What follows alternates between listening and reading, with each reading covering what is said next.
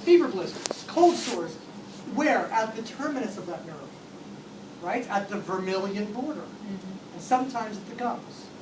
So whenever there's an active outbreak, a herpetic outbreak, then the viruses are then being replicated by the host cells at a very high rate, and there's an outbreak. Is that different from herpes simplex 2? Yeah, very different. What I have, let me see, I'll go back. Herpes simplex 2. Genital herpes.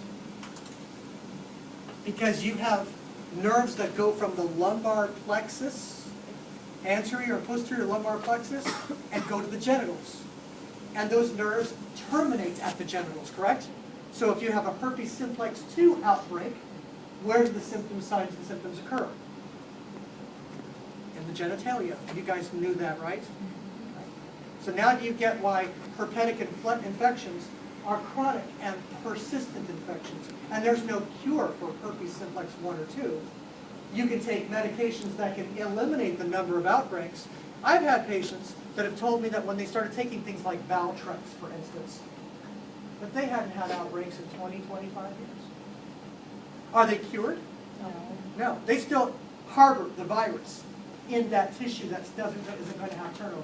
How about the viruses that live in the liver? What do we call those viruses? Hepatitis. Hepatitis.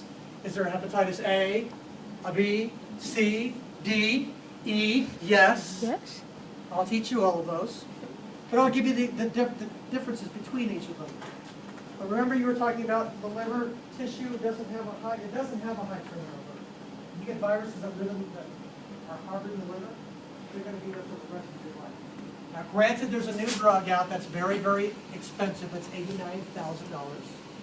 And some of the people that have gone through the clinical trials